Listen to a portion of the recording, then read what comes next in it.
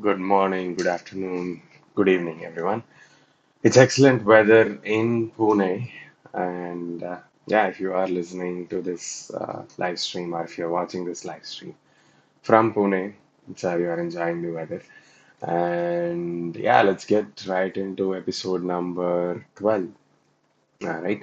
All right. So yesterday we talked about 100 things every designer needs to know, and a couple of things from that book. All right. So one thing is about how to use peripheral vision to your advantage and how not to use or abuse peripheral vision. All right. And the second item that we talked about is ab- affordances, how real world objects and digital products can communicate with the users to tell them intuitively what to do with a certain interface or with a certain object and so on. What are again some of the good examples, some of the bad examples, how you can improve your interfaces affordance, right, and then so on. So let's see, today I've not picked anything in advance. So let me look at the table of contents and see what we can talk about today. And this is something that I said yesterday as well. So it's been a few years since I read this book the first time. All right, and I was going through this book before yesterday's live stream. And what I realized is all the things that they talk about in this book are still applicable in many cases. But you have to take it with a pinch of salt because it can be misleading or not applicable in many cases as well. Right? You have to be careful because these are very specific things, right, and not broad principles that you need to keep in mind. These again, because of the nature of that, these things apply to only specific use cases. But I mean, those use cases are quite common, right? So that's why I said this is applicable in many cases, and also this may not be applicable. Many things that they talk about here may not be applicable or true in many cases as well. All right, so just take it with a pinch of salt, and see if it really applies to your product. Excuse me, my tongue seemed to roll sometimes in the morning because I'm still waking up, and again the weather is not helping at all. Okay, let's go through the content that we have here.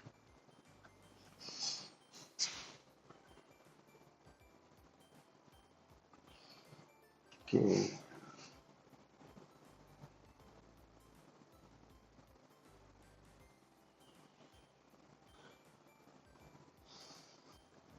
okay. People read faster with. Let's see what this is. It is because this sounds interesting.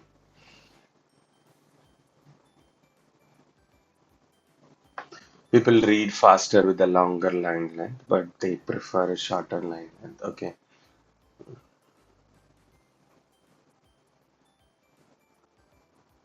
I'm just skimming through. Give me a minute.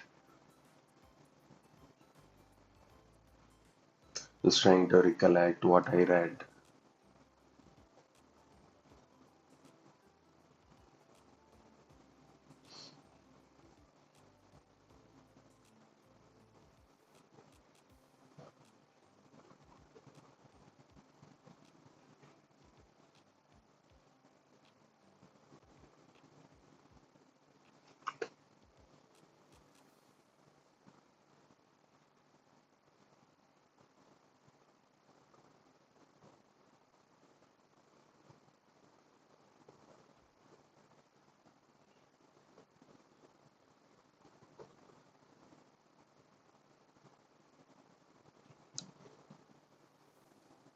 Okay. Yeah, again, this is one of those things I find a little odd in this book. I'm not sure. So the what they are pretty much saying is that we prefer or perceive shorter columns as more easily readable, when in fact we read longer or wider columns much faster. All right, and one of the research, and again, one good thing about this book, or one of the good things about this book that almost sounded like that is the only good thing about the book. That's not what I meant. One of the good things about this book is the author always backs it up with some research, right? Now, what she is saying, based on research, they have found that people read single wide columns faster than shorter multiple columns. Right? I'm not sure what is the um,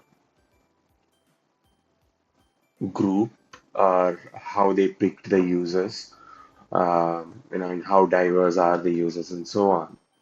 Because there are many other research that says people are quite comfortable and actually read shorter columns much better. I'm not sure about faster, and they are able to also able to make the connection easier, right? If it is a wider column, it is difficult for me to, when I am at the end of, let's say, line 3, and I want to find line 4. I've always struggled to find line 4 because, the distance between the end and the start is too much, right? But when it is shorter, it's of course easier to make that connection between line 3 and line 4. What is the end of line 3 and what is the beginning of line 4? More specifically, what is the beginning of line 4, and I don't accidentally start reading line 5, right?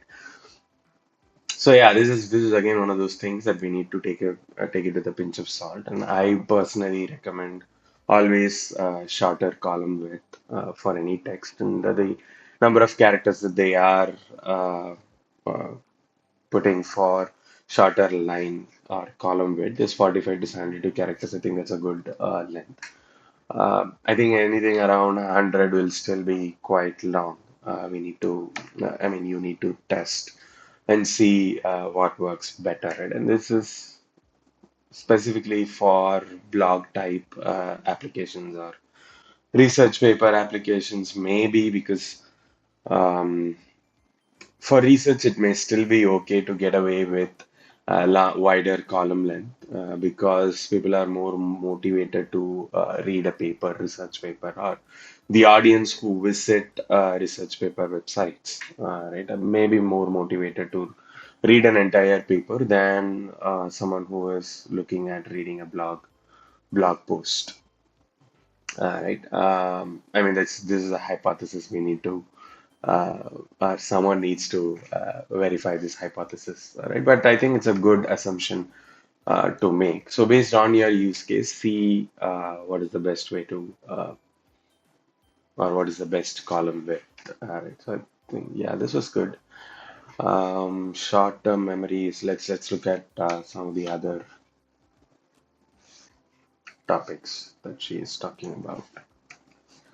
All right. Yeah, this is a hoax. I don't want to even get into this one. People remember only four items at once. Maybe they remember only four items at once, but it does not mean you should only put, let's say, for example, only four navigation items up front, right? And everything else you should probably put somewhere else or try to keep only four navigation items and so on. Maybe she's covering recollection in this topic. You can design for recollection and keep as many menu items as you want. And when I say that, I am a little hesitant. I think up to 10, 12 is fine. But again, test it with your users and see how easily they are able to find those menu items, right? And how you can make those menu items easier to find, or when they look at it, how you can make them easily recognizable or easy to recollect. A pictorial representation or an iconic icon label, right, is maybe easier to recollect, right? And I think these things you can find during testing. Just show your menu and ask them to find a particular menu item and show it multiple times and see how fast, right, or how much time it takes for someone to recognize a menu item and find that, if that is important. Right? Maybe that is not very critical. Right? It really depends on if users are dropping off. in the homepage itself or in any of your inner pages, and they are trying to find something and they are not able to find something, right? And how would you know that users are able to find something on your website or not able to find something on your website? It's quite simple. Look at how much time they are spending on any page in your website and what are some of the pages where your users spend the most time and where they come from to those pages. Let's say you have some 8 pages and page number 4 is where your users spend the most time. And whenever they land on, let's say, page 3 or page 5 or page 6, they are immediately moving away. Right? They are either closing the site or they are landing in page 4, which is the most read website. Whenever they are landing on your home page, they are just closing the website immediately. That means, that there is a good chance. I'm sorry about this, guys.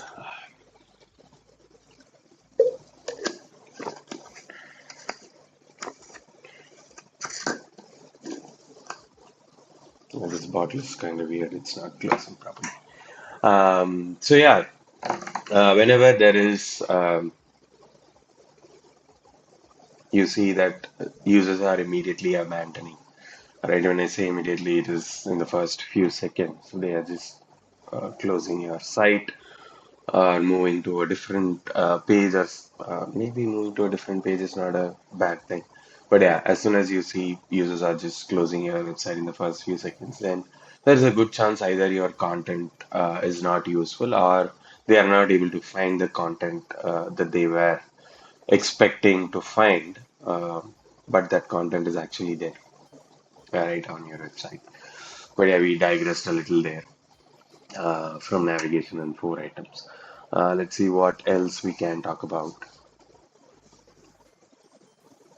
Okay, people have to use information to make it stick. It's easier to recognize.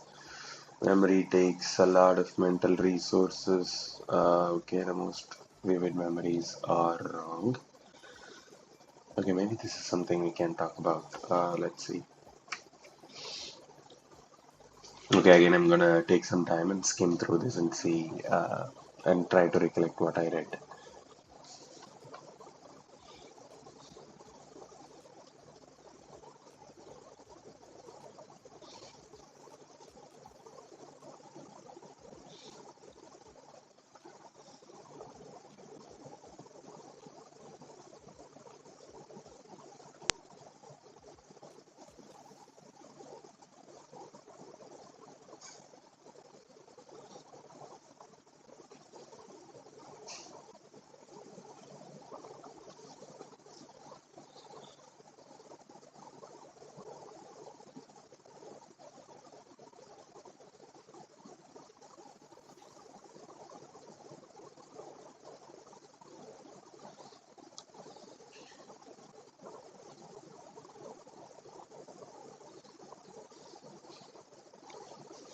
Okay, all right. So what she's talking about here is how memory is utterly unreliable, right? Because this is something that I was discussing with a couple of friends who came over this weekend, right? The last weekend, when we were talking about how those security questions are extremely bad. And yeah, my wife was helping my mother-in-law to create an account, to create I think it was a demat account, and they had some five security questions, and she did not have answers to any of them, which is which is a completely different problem, right? And one of the questions was, "What is your pet's name?" And she currently does not have a pet. And when she had a pet, she had totally four dogs in her entire lifetime. So when she was growing up and when she was young, uh, her parents had a dog, right? And then she was growing up in our, her neighbors, or she was growing up in one of her relatives or uncle's place for a few years. She was staying there, and they had a dog. And when she got married, and when she, had her daughter, and they got a dog for themselves, right? Which is the third dog. And then there is a fourth dog somewhere. Now she doesn't know which dog's name to enter for that security question. And she exhausted all other options, and this is the only option that she has to choose. Now, out of these four dogs, whichever dog's name she enters, she may or may not remember which dog's name she entered when she ultimately wants to reset her password in the future, right? And this is a classic example of how something that is purely based on memory, right? That is purely designed based on the reliability of human memory, right? Can be very, very bad. So, anytime you are going to or you are thinking about designing something that completely relies on someone's memory, don't even attempt to do that, right? And yeah, I mean, what's even worse, this is something I have noticed in some of the websites, Redaria. In fact, many of the websites, especially in this security question use case, they ask you to add a hint, or they give you an option to add a hint, and it's just funny. Let's say she enters my uncle's dog, and someone can easily do some social engineering. Right? And if you guys are not familiar with what is social engineering, let's just take a quick look at that, and we'll be back to this topic. Yes, so social engineering, I'll just zoom in a bit. Social engineering is a manipulation technique that exploits human error to gain private information, access, or valuables. Right? So, what can happen? Let's say I've entered the hint as my uncle's dog in this particular scenario, and someone sees in some in some scenario, right? And for some reason, they know what is the security question, and they can totally, just casually talk to her about, does she love pets? Does she have pets? What are the pets she had, and what are their names, and so on. They can easily get the name of that pet, right? And the best thing in all of this is when this hacker, right, for the lack of a better term, enters or tries to enter the answer for this particular security question, they'll be given a hint as well that this is this uncle's dog if she entered a hint, and it becomes that much more easier to exploit. Right. So, yeah, the takeaway is anytime you are thinking about designing something that solely rests on someone's memory, completely avoid that. I wouldn't even say avoid it as much as possible because human memory in multiple researches has found to be full of flaws. Right? And there was this another research that I was reading, which was conducted on eyewitnesses for crimes. And what they have found is that so they basically asked people to remember and recollect and explain what they have seen in a particular scenario. And they've asked to explain the same scene or the same situation um, by multiple people. All right, and they have all said slightly different things, which could totally change the course of a particular investigation. Right, and which could make that investigation go in different directions and point at different people as guilty and not guilty. Right, and this they have done, I think, a few thousand cases, a few thousand with a few thousand people, and the conclusion is that eyewitnesses are notoriously unreliable, and no eyewitness should be taken seriously, right? Because what they remember could be very, very different from what they have actually seen, right? I'll try and find a little more on this tomorrow because I specifically remember a scene that multiple people have explained and how they have explained it, right? And how they are very different and how it can completely derail that situation or that particular code session or whatever is the technical term for it. Right. So yeah, and then what they concluded in the research is you should never rely on, so or at least never should rely solely on eyewitnesses, right? Statements of eyewitnesses. So yeah, human memory. The takeaway is human memory is completely unreliable. Anytime you are designing something that is based on only memory, do not design that. And let's see what is the takeaway that they talk about in this book. If you know that someone had a dramatic or traumatic experience, two things. They'll be convinced that what they remember is true, and it isn't exactly true. It isn't exactly true. Okay, this is, yeah, I think this is quite self-explanatory. And the other thing that she is talking about here is whenever it is a very traumatic, this is what I'm talking about, just to make sure, you know, not pronouncing it right. And this also feels like a tongue twister. Traumatic, I think that's how it is pronounced, and dramatic, right? Whenever it is a very unusual memory, people are very, very convinced that what they remember is exactly what happened. And sometimes they also say, okay, maybe that's not exactly what I remembered. Immediately, when you say, or when you play a recording of what has happened, and then they are, okay, maybe I'm saying it wrong, right? So both can happen. So yeah, that's how memories, are wrong and are unreliable. Let's move on to the next item. Yeah, I feel like we're just plowing through these things really fast.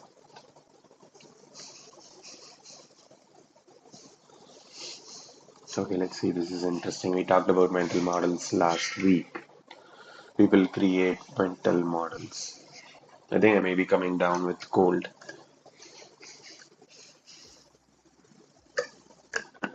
and I might have gotten it from one of my team members,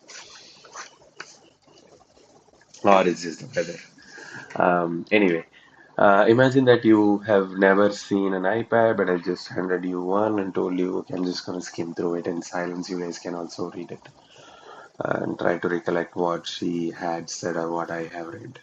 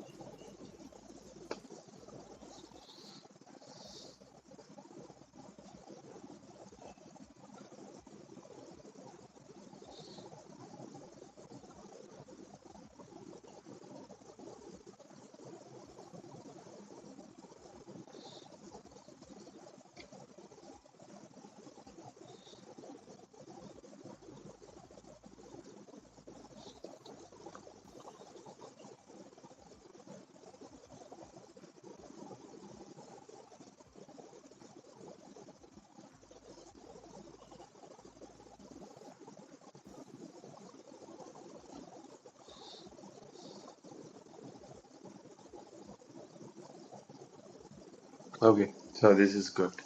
So they are talking about mental models, and if you have watched the mental model episodes, right, the live streaming episodes in the last week, I'll just try and recollect. Right, mental models are how your users expect something to work or expect your product to work when they look at it, right? And what do they expect when they do a certain action? in your product, right? Let's say there is a drop down, and when they tap on the drop down, what is their expectation? Right? Do they expect to see if it is on a mobile? Right? Do they expect a full screen list, or do they expect the default iOS behavior where it just gives a drum interface? I think that's what it's called, and you just scroll up and down in that list and then choose whatever you want to from that list, right? Or is it something completely different if they are using your product for a long time? And one example here is I use this app called MyGate, where whenever I try to pre-approve delivery and I tap this particular drop down that says company, right? You can basically select whether it is Swiggy, Zomato, or any other delivery vendor, right? So what happens when I tap on that drop down? You don't get the drum interface or a list or a full screen list. They just open a grid of icons or logos of different companies with the name of the companies below the logos, and you just tap on it, right? Which is very different from a common drop down behavior. But I like that, and I've always found it easier to find what I am looking for. But for someone else, maybe it is different, right? So the expectation or perception of how your product works in your users' minds is the mental model of the users, right? And how it actually works, right, is the mental model that your product team has, or whoever who designed that has, right? And what is the gap between these two? What is your users' expectations and perceptions, and what is the actual behavior of the product, right? The gap between these two, and how far and how close these two are really makes a difference of how user-friendly your application is. Right, so that's mental model. I'll just recap once more. A mental model is your user's perception or expectation of how something works when they see it. Right? It could be your product or anything that they see, even in the physical world. Right? Yesterday we talked about how push and pull doors. I'm sorry again. I'm doing this weird pronunciations. Push and pull doors, can be very misleading when something looks like that you can hold it and pull it, but when in fact you have to actually push it. Right. So that's practically what is a mental model. And here they are saying, she is saying that it is always formed based on your user's past experience. Right. It could be past experience on your product or outside of your product, or generally their life experiences in interacting with other devices or other products and so on. And not everyone has the same mental model, but there is always an overlap because this is again something that I keep reading in this book, that people are very different, or maybe it's in some other book as well. One thing that is often overlooked is even though people are very different from each other, the way they at least perceive interfaces, there is a lot of overlap. And this is time and again, and that's the reason A/B testing and all of those things exist, and they time and again prove. Right, for example, I'm giving two different interfaces in an A/B testing scenario for to accomplish the same task. Right, and I see that design one performed much better than design two. Let's say the success rate of completing a task for design one is anywhere between 50 to 60%, whereas for design two, it is 10 or maybe 5%. That clearly states that there is a lot of overlap in how users perceive something, how you in their user behavior, right, and so on. So one thing to keep in mind, even though that people are different, there is a lot of commonality, right, or overlap in their behavior approaching something and so on. And you will always be able to find it during your research, both quantitative and qualitative research, right? And you'll always be able to bridge that gap if there is a huge gap between what is your product's mental model or your team's mental model or your product's behavior versus your user's mental model. Right. So yeah, that's about mental model and what they talk about here. Let's see if we can find one more thing from this book that we can talk about. Okay, time is relative. I think this will be fun. I thought I'll zoom in so you can read the heading, but the heading is here. Um, so yeah, I'll just again take a moment to skim through this and just recollect what I have read.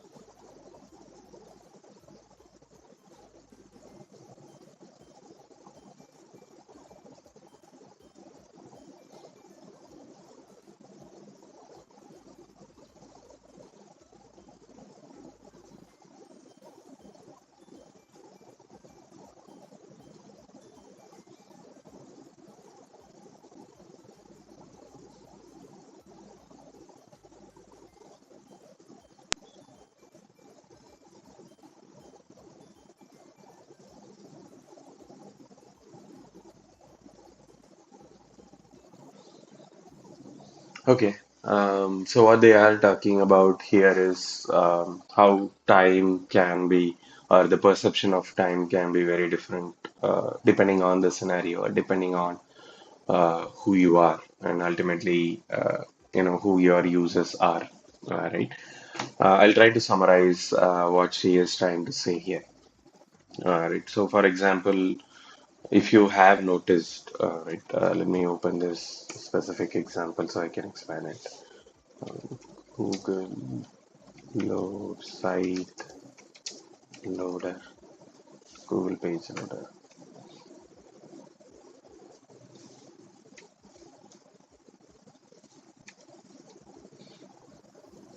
Okay, I'm just trying to find this particular uh, loader that is very common in many products these days, and it was strongly backed by research. I think the research is called perceived page speed. Oops, perceived page speed. Okay,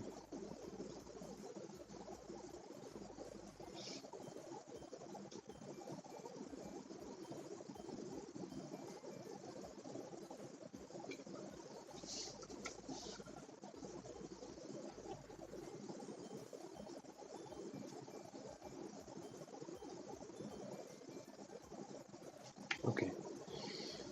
Hmm.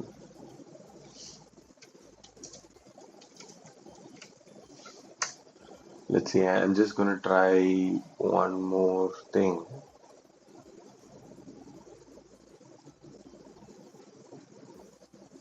Okay, this is W3. Okay, I think I might find it in CodePen. Let's see. Or I'll just go to CodePen and search. I'm sorry about this because I think this example is a very good example of how a loader can make a huge difference, right? Um, Page loader.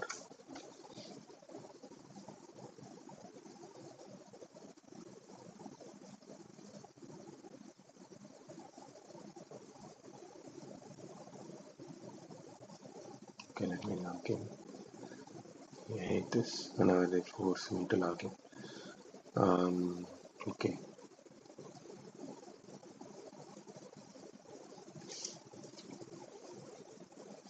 I'm gonna search page layout loader.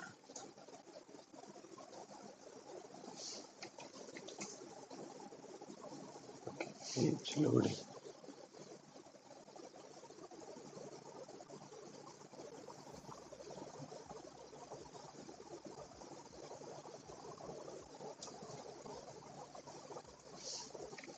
How to make the layout as loaded.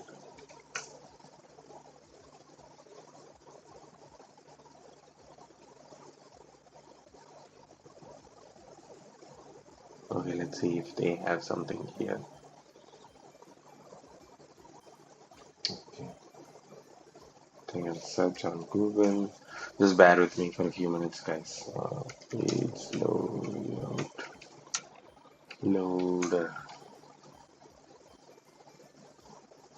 Okay, let's see if we are able to find something in Dribble.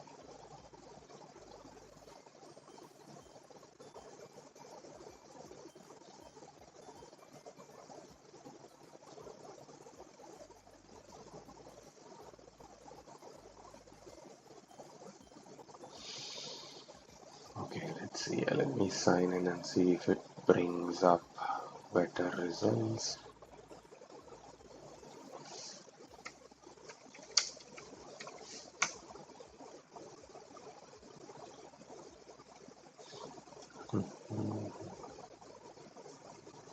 Yeah, it's not there.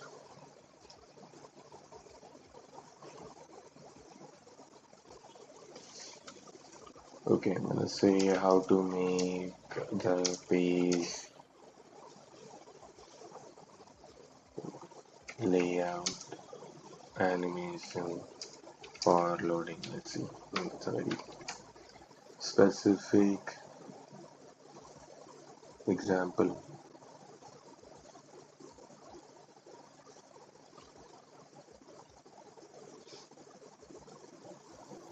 Okay, this is this. Okay. Oh yeah, this is what I was talking about. Okay. Thank God I found something. Okay. Let's see if they have a similar example. Um, Skeleton screen. Okay. I think I found the term for it. Screen loading effect. Yes. Finally. Let's see if I can find something in Dribble.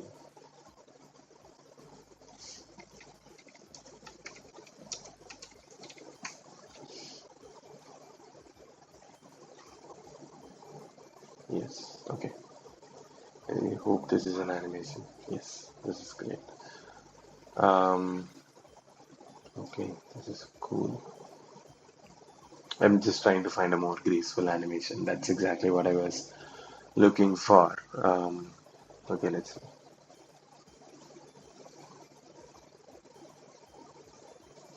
Okay. Well, let me go back to this one. Right, so you might have come across a loaders like this, where it shows the page's skeleton. Right, that's what they are calling it.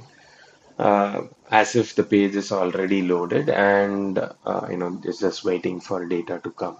Right, or some data has already come and it's the data will come any moment. Right, and this is based on research done by Google, where they showed a loader like this, right, a page with a loader like this, to I think a few thousand users and asked them what time it took for the page to load, or what do you think is the time that it took for the page to load. And they showed a very conventional common loader, which is, let's see, I'll show you another loader.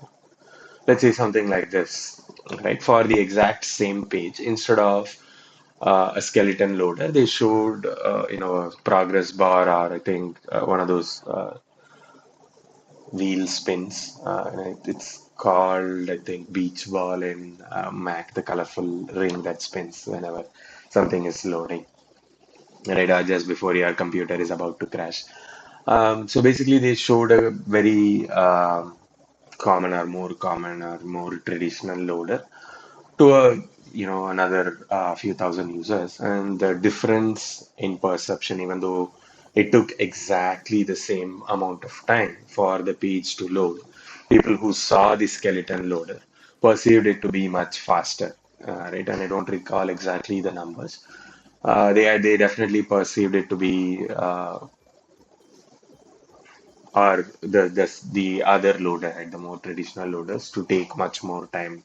I think it was somewhere around double the time it took, or double the time they thought it took, double the time than what it took for the skeleton loader.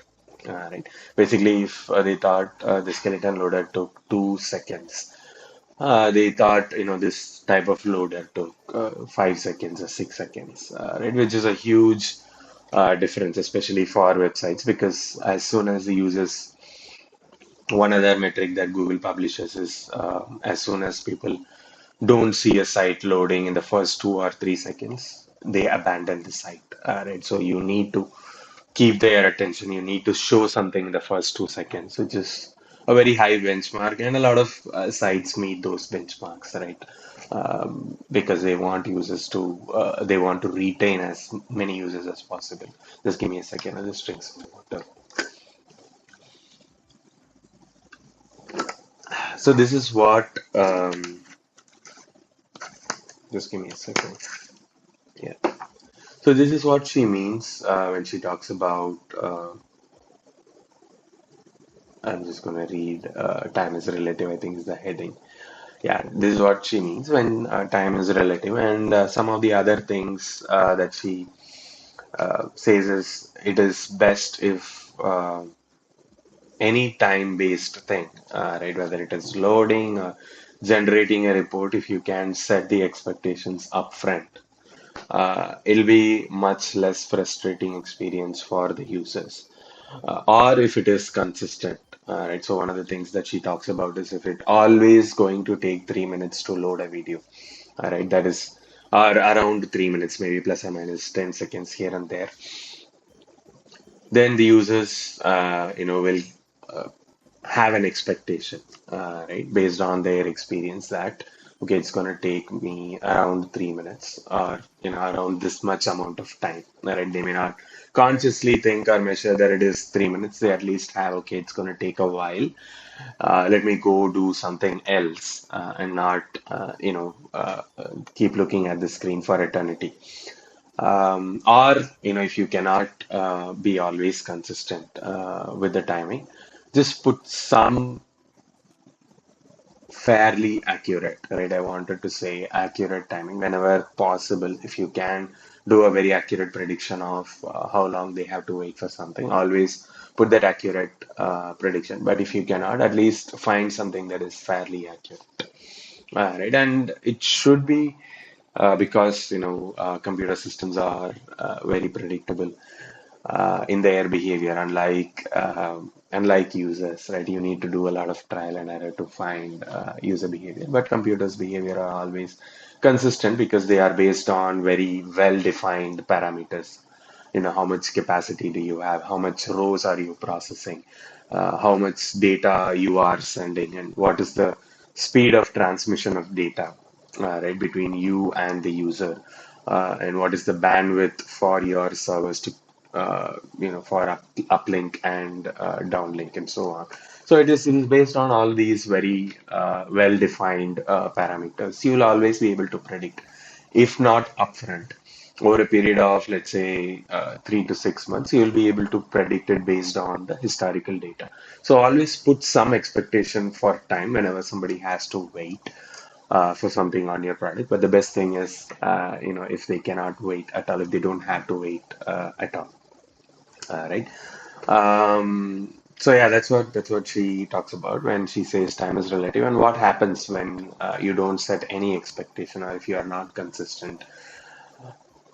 People think about the time that they are waiting for in all different terms, right? For example, even if something is taking only 2 minutes to load, they might perceive it as it takes 15 minutes to load, right? And I'm not exaggerating at all. This is something that I noticed in my previous organization. Some of our pages takes 20-25 seconds to load, right? Because there are so many rows that we want to show that we were loading upfront, which was not very optimized and so on, and for a million other reasons.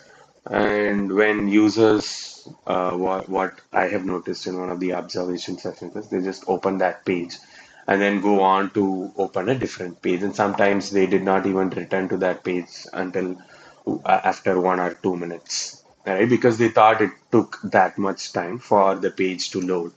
And what's even worse is sometimes they completely forgot that they opened this page for it to load in the background. All right, it's a complete waste of resources, and they actually opened a new tab to open the same page. Right, it's a waste of resource for your servers, for your company ultimately. All right, so anytime you have any wait time, see first if you can avoid it completely.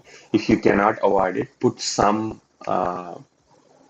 expectation. Right, I mean another example, as I am talking about it, I got reminded of the app installation experience in Creative Cloud. And I think this is one of the very, very, very rare cases where you cannot really predict how much time it's going to take for something to get installed. Right? So what they do is you start the installation and they just tell you it's going to take this many minutes for it to install. And usually what I do is I go back to whatever I was doing, or I just switch to a different task that I want to do. Right. And while I was doing it in the middle of it, after maybe 8 minutes, 10 minutes, whenever the installation ends, they send me a notification that says, the application is installed now.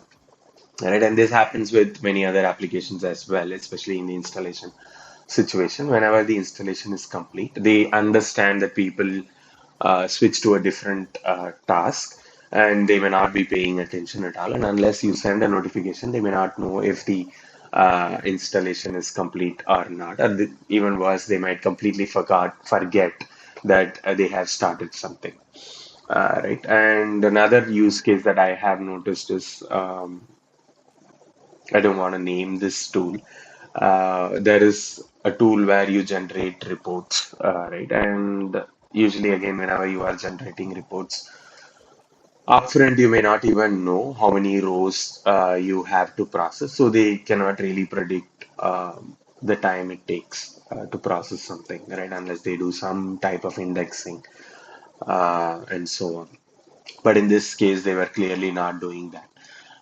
So what they do is we will notify you once the report is generated. Right? You just say generate report. You select all the columns that you want to select, and once the report is generated, they send you a email notification. Of course, whether that works or it doesn't work, because emails themselves are very noisy. Right? Let me just drink some water. Uh,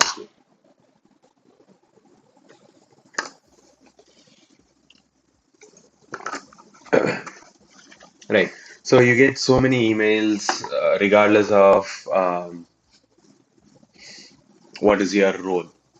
Right, and you might miss these email notifications. But another behavior to consider in one of those very, very rare occasions where you cannot predict how it can go.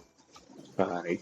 And recently, I think what is more noticeable is browser notifications. But again, I personally never turn on or give permission to send notifications to any of the websites. Right. So it completely depends on whether your user allows notification or not.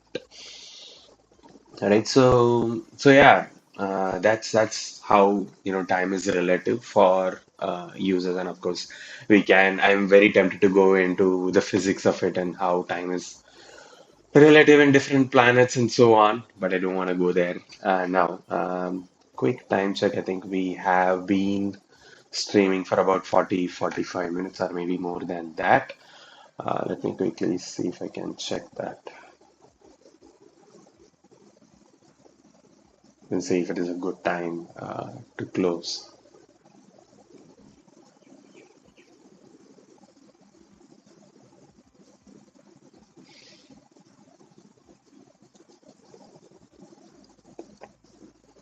Okay. Yeah, it doesn't. It's not. Okay. For some reason, I'm not able to see.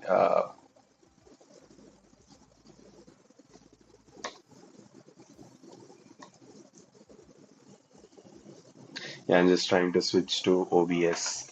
Yeah, so for some reason, I'm not able to see how long I've been live streaming, but I think. Okay. Okay, it was tricky because YouTube was still playing back whatever I was saying. So I think, yeah, this is a good time to conclude today's live streaming. I think we covered some really good topics today.